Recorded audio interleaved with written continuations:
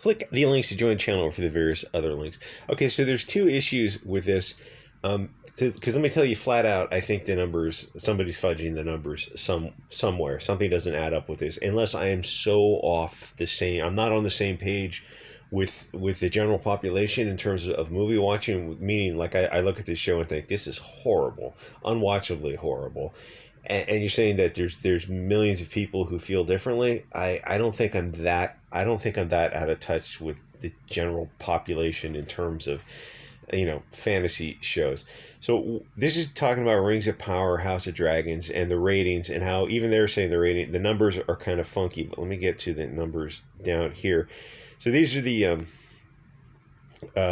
alleged numbers, and they're saying that the top number is 1,200 million, so that's 1.3 billion minutes viewed, and you can divide that by hours, 60 minutes to the hour, and how many people are watching the show if you assume the full time. Okay, either there's two things to consider. Is one, that the numbers are simply off, because you can watch the show for yourself. It's horrible. Even if especially if you're a fan of Lord of the Rings, it's a horrible show. And if you weren't a fan of the Lord of the Rings, it doesn't make sense. You've got this very unlikable female lead and all this like modern kind of, every like modern left-wing talking point is kind of in the show, and like this, it doesn't have the appearance of truth, because you get these different groups of people who visually look different, but they're all part of one group and they're all working together. It's like people look at this and go like, it doesn't feel right. So there's two things I have to say with this. Is I don't believe the numbers. Something is wrong here, and that's not just copium. I don't have a deep. I don't care. I mean, why would I care one with the other? It just doesn't make sense that these numbers are correct. It's because you can watch it for yourself. If you tell me you think it's a good show, okay, I guess we're just on different pages on what you're talking about. There's millions of people who are cognitively impaired if they think this is worth watching. Now, the second part of it that might explain it is this. This is my understanding of how a streaming network would logically work. Is you want subscriptions. The subscription service costs whatever a month. And sometimes they do things like they're bundled with other subscription services, so things can get a kind of funny that way. You go to subscribe to just one thing for like $10 a month, but if you bundle all four of these networks, you get it like for $15 a month. So people do that, and it's like they didn't really mean to subscribe to Hulu, but whatever. It's like you see how that works that way. So that can kind of fudge the numbers a little bit. Like, why did they really subscribe? Ultimately, it doesn't matter if they get the money; they get the money. But the other thing is, subscription service. The companies want new subscribers every month, and they also want to retain old subscribers. So they're looking at the net. You want to either a net gain, hopefully every month. Now the situation is, okay, if these numbers are accurate, yes, people are watching these for this horrible shows. Like most of these things are the ones I'm familiar with are so Rings of Power and then Game of Thrones. Not great from what I've seen. Like episode, was it 3 or 4 of Rings of Power? I think it was episode 4 of Rings of Power was unwatchable. There's a lecture on like open borders type stuff, and I mean, like, it was so bad you're expecting the next lecture to be Second Amendment for like fully semi-automatic bows and arrows type of nonsense. I mean, it was just ridiculous. Like, hey, knife ears, like that kind of stuff.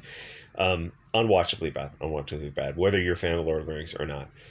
So this might mean, if the numbers are accurate, is that the next stage of my copium is that, okay, the numbers are accurate, but people aren't subbing. They're not paying for a subscription to watch this show. I don't believe that. There's no part of me that believes that. There's no freaking way. It's too bad. And can you pay for a subscription for like a month or two, and like you watch it for a little while, then you let the month elapse and you cancel your thing, something like that maybe. But my point being, I don't think people are paying for this to watch this show. Not Game of Thrones, House of the Dragons and Rings of Power, neither one of these shows has a buzz behind it. House of Dragons has a little bit more of a buzz behind it. It's got a little energy behind it. But Rings of Power, the only thing you hear about Rings of Power is it's bad.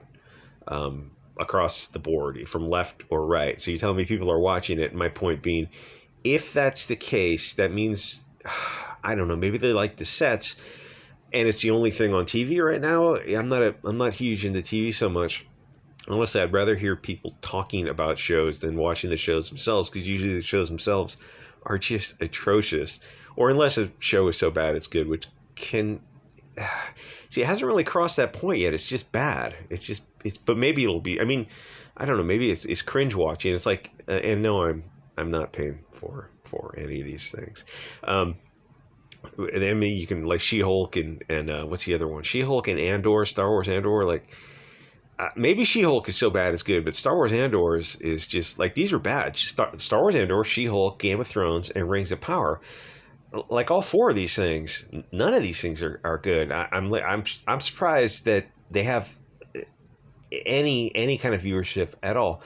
So my point being is, okay, if you got 1.3 billion people out minutes of watch time, that means you have the audience that you already have, who are already subscribed to Amazon Prime and the whatever bundled services come with Amazon. I don't know who they associate with, maybe like, some other filming net streaming companies, but there's no way you're getting new viewers for this, and there's no way that you're retaining. Like, it's not keeping people from unsubbing. Now, those numbers are a different number. And people look at this and you think, oh, the view minutes is the primary number. No, it's actually a secondary number. Think about it. What's most important? They don't care. As long as you subscribe to the network, they don't care if the watch time is zero. Logically, it's like it wouldn't happen, but theoretically they wouldn't care. You don't have, as long as you subscribe to Netflix or Amazon, they don't care if you don't watch the thing. It's like people go to subscribe to gyms at the turn of the year, health clubs, and most people don't go, and they're hoping that they subscribe for 6 months for the health club, and they never go. It's like, yeah, you've got like an average health club is like, say it has like 2,000 people signed up, but it only has, I don't know, like 300 daily users or something like that, regular users, because most people are just like, that's just free money for them for this kind of stuff. So this 1.3 billion minutes is not the primary determinative factor. It's how many people are subbing for Rings of Power, or Rings of Power, or House of the Dragon, all these other network shows, which Netflix appears to be dominating the game here. But like, how do you find out those numbers? Well, you'd have to look into the stock quarterly reports and that kind of stuff. There's no freaking way for Amazon Prime. And the thing is, Amazon is like is so huge that like the show is about $500 million to $1 billion. The numbers are kind of funny on that.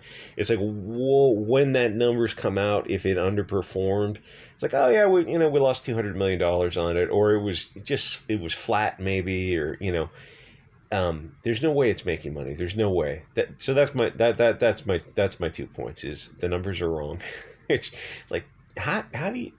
Because I get like when I hear people say this stuff about comic books, like, oh, comic books are doing just fine. I go, no, they're not.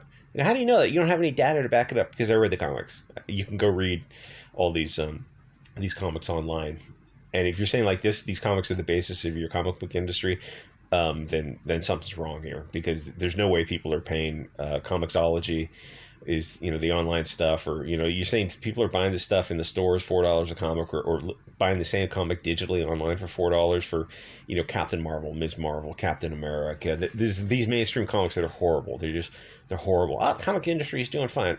Maybe off the old properties, like they've got IP money coming in from that, but there's no way it's doing fine off the new stuff, because you can go read the stuff. It's horrible. You can't tell me the stuff is doing well. And for Rings of Power, it's the same way. I'll stake my claim on this hill that either these numbers are a lie, which is very much possible. These are, all these streaming networks are billion-dollar companies. If they have to fudge the numbers a little bit, as long as they don't cross paths with the Security and Exchange Commission type of thing, and the thing, what happens is, like, one company will fudge a little bit, puffery, right? They'll puff the numbers a little bit, and they'll couch things in careful language, and then the other company to compete will have to do the same thing. So companies kind of go further and further out on a ledge until congressional commission takes a look at them, or the SEC kind of reins them in, type of thing. So it's very possible that the numbers are wrong, and it's like, gee, Amazon owns Internet Movie Database, or one of those type of things, or you find out like, oh, behind the scenes, one of the CEOs of Rotten Tomatoes is also sitting on a board of Amazon. You're like, wait a minute, isn't their conflict of interest. It's like, it's just a movie review site. It's like, does it matter? No, it really doesn't matter except for the shareholders, I guess. But it's like that's what the SEC is for. The companies are not supposed to operate this way, and I'm not saying that these specifically do, but like there's shenanigans all across all kinds of business. That's why you have oversight committees to prevent this kind of, inflating the numbers. So that's the hill I'm staking my claim on, is that these numbers are just a lie. Something's wrong here because I've seen the show. You can go watch the show yourself. You can find it, online, sort of thing, or the numbers are accurate and people are watching it because there's nothing else on, maybe, but they're not subscribing to Amazon Prime Video for this. And as you'll find out, like I think you'll find out a year from now, like, oh yeah, Amazon Prime didn't get any new subscribers during this period, so that would mean that this show was a loss. Like they should have put that $500 million into a different investment. Which would translate into like a loss on the return of investment. Anyway, those are my two claims. I mean, you'll find out the truth of the matter in a year because there's no way people are watching these shows. I haven't even heard of Me Time for Netflix, but like all this stuff just looks stupid. Anyway, like, comment, subscribe. See you guys all next episode.